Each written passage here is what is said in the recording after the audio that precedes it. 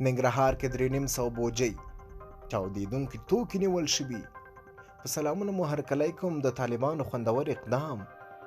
ننګرهار کې 3,500 بورۍ چاودېدونکي توکي نیول شوي دي. د ننګرهار د طالبانو د استخباراتو رئیس ډاکټر بشیر وایي د دې ولایت په مربوطاتو کې د کونړ ولایت مسؤلینو په همکارۍ په یو بار وړونکي موټر کې 3,500 بورۍ امونیم نایټراید او نور چاودېدونکي توکي نیولي. د زیاتوي دا کسان د قانوني اجراتو په موخه عدلي او قضایي ارګانونو ته ورپېژندل شوي. طالبانو د دغه چاودېدونکو توکو نیول شویو کسانو په اړه نور جزئیات نه دي ورکړي.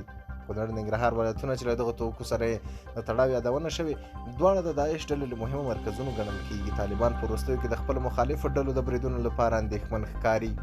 څو ورځې مخکې د دوی د کورنیو چارو وزارت ویان چې د کابل ښار په دروازه کې د ناامنۍ پیښو د مخنیوي لپاره جدي پلټنې پیل کړي دي.